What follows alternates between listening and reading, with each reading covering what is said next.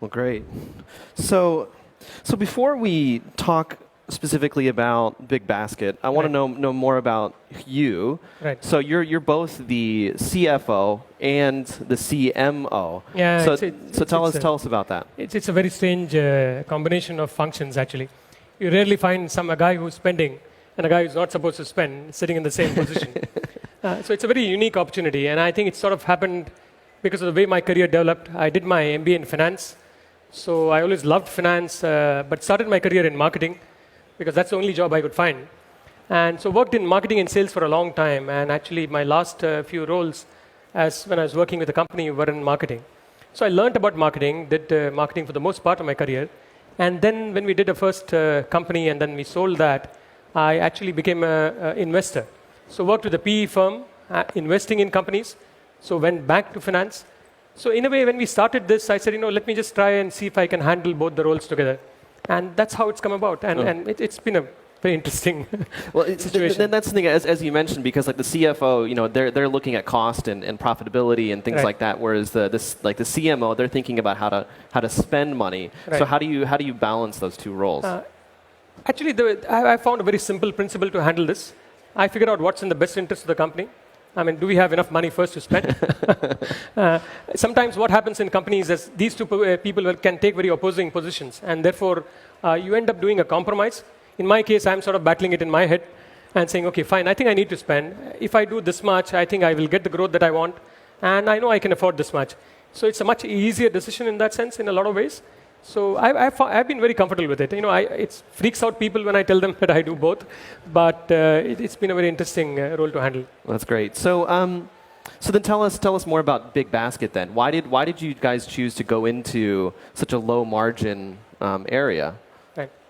I think the key reason for us with grocery was because we saw it the single largest opportunity. If you look at the Indian retail market, about $600 billion, $400 billion is grocery. So that's the largest retail market.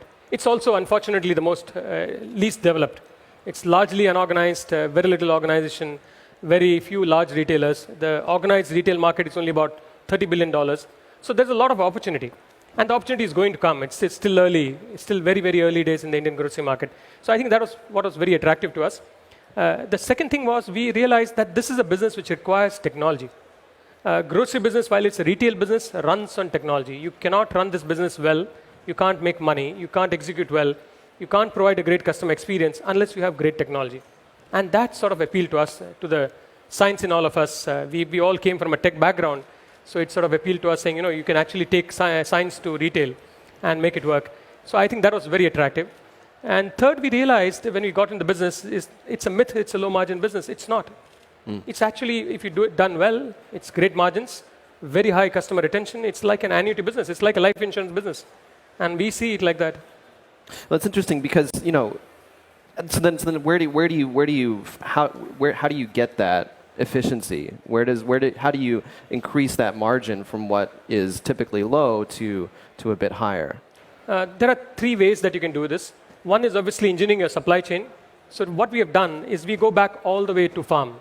Today we work with 10,000 farmers. We'll get to about 100,000 farmers over the next 5 years. And we work directly with them. We use technology to monitor their crops. We know what harvest is coming in. We know what the size of the harvest is. We are able to actually consult with them. And therefore, we actually control the entire supply chain. If you look at the typical supply chain in India, which if you look at the farm to fork, it normally has 5 to 6 layers of middlemen before it reaches the customer. We are eliminating all of them. So we are the only person standing between the farmer and the customer. So as a result, we are able to pay the farmers more and able to give great prices to customers. So that's one way of making more money. The other way of making more money is having a lot more private label. Today we run 35% private label. We'll get to about 40-45% private label over a period of time. And that's really our own brands, our own products, which we actually manufacture, brand, and sell. And we have everything. I mean, we have premium chocolates, we have sushi, and we have fruits and vegetables, we have processed food, all sorts of stuff. And I think that's the second thing which really allows you to make money. The third is using technology to run extremely efficient operations. if you can keep your costs down, you make more money. It's as simple as that. Exactly, exactly. So, so the thing is, I mean, so I'm based in China, and we've had O2O and e-commerce for quite a long time, but it's only in the last couple of years that we see groceries really starting to gain traction. And in India, it seems like it's very similar. So why do you think groceries are just now gaining traction in India? The way we see groceries, online grocery particularly, it's sort of the second wave of e-commerce. The first wave is always 3C, your computers, communication, mobile phones, all of that. And in India, that took off very early. Way back in about 2010, 2011, that started becoming a very large market. And so now that people have got used to buying online, they find that they can probably experiment with groceries and it becomes a lot easier. But having said that, we've always believed that grocery is a very fertile market in India. And the reason it's a fertile market is because if you look at the physical market itself, comprised of offline retail, it's broken. Stores are small, they don't carry a large assortment, quality is indifferent at best, and customers don't have a great experience. You don't have parking, it takes you time to actually check out, you end up spending 2-3 hours a week to just get your grocery shopping done. And that is driving people to try online. And once they realize that online actually is better, gives me better quality, gives me better pricing, and gets it delivered home, on a same day, 2-hour, 1-hour basis, there's no reason for them to switch back. But so the big thing, I mean, one of the biggest challenges I imagine is going to be the logistics of it all, because as you said, you're going from farm almost directly to the customer. Yes. So I mean, how do you deal with efficiency issues there, both in terms of wastage, but then also just the delivery itself? So one thing we did very early on, we realized there was nobody that we could actually outsource or rely on. So in that sense, we are a vertically integrated company. We do everything ourselves. So starting from the farm to the customer, all logistics is handled by us. And therefore, when we did this, we started looking at different pieces and saying, how do we use technology now to make this extremely efficient? So one place where we made it very efficient is using inventory algorithms. So we have very sophisticated inventory algorithms that allow us to hold a huge amount of items and very little stock. So for example, we turn over inventory, and we carry about 25,000 SKUs. We turn over inventory every 10 days, which means 36 times a year. And that's faster than any physical grocery retailer that you'll find in the country. That's faster than most retailers that you'll find in any category. And that's possible only because we have an inventory algorithm which actually allows us to do that. The second thing we do is we use that and we adapted that to fresh. So we carry about 1.5 days of fresh inventory. Because fresh is perishable, you don't want it sitting in cold storage. It loses shape and form and quality and taste. So therefore, we use technology to actually even to manage our inventory for fresh, and we therefore turn it around maybe 20 times, 25 times a month. Mm-hmm. And that allows us to deliver very fresh, keep very little inventory, and keep it flowing right through the system. So that makes your entire process from a supply chain perspective very, very efficient. The other place that we use technology is in the last mile, which is really taking the order from our DC or our hub and delivering it to a customer. And there we use route mapping algorithms. And over a period of time, we have finished this where we actually give a guarantee to our customers now, saying that if you don't deliver an order in time, we'll pay you 10% of the order value. But I mean, traffic in India is notoriously bad. So how do you guys do that? So we have actually built that into it. We've also been smart. We have figured out over a period of time which are the high traffic areas, which are the low traffic areas, which are high peak times in terms of traffic, which are low peak times. And most of our long distance coverage happens in non-peak times. And it sort of reaches a neighborhood before the peak traffic begins and then starts delivering. So we do about 98-99% on time, and I think that's worked very well. Yeah. So looking at the online grocery market. So where are you in the market, and who are your competitors? So our competitors are largely physical today. We are the sixth largest grocery chain in India today, and the top 5 are all physical retailers. At the rate at which we are growing, we should be number 4 in the next 1.5 years. And from there, I think we really need to grow fast to get into the top 3. But our long-term vision is really to become the largest grocery retailer in the country, offline or online. And I think we are well placed to be there. Mm-hmm, mm-hmm. So what about profitability? Are you guys profitable yet? We are profitable so we operate in about 25 cities today. The first 2 cities that we started with, which is Bangalore and Hyderabad, we are profitable today. These 2 are largest cities in any case. And we have started generating a positive contribution. This is after all costs. So this is not one of those e-commerce metrics where I take out something and I leave something out, and then it's sort of adjusted profitability, what I call it. But this is really profitable, contributing to the overall business. So we are quite confident we can make this business work, both from a profit and a customer experience perspective. And so you talked about customer experience quite a bit now, right. And how your main competitors, as you mentioned, are mostly physical groceries. Right. So why would customers choose you guys over a physical grocery store? One is, of course, the entire convenience bit, which is very generic to e-commerce. But essentially, why they come to us, one, I think we deliver a very large assortment. Our assortment is roughly 2.5 times that of any other physical grocery retailer. So therefore, we are giving them more choice. Second, we give them great quality.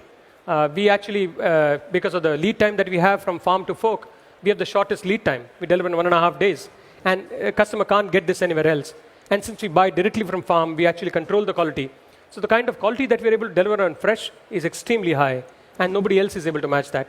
And I think if you look at these two, and the fact that we deliver everything that a customer orders, is what makes customers come back to us. And is there any special way that you train your delivery people? Is there anything that they do that is special in terms of the customer experience? Yeah, in fact, we need to really teach them, because what happens in our case is that it's an open delivery.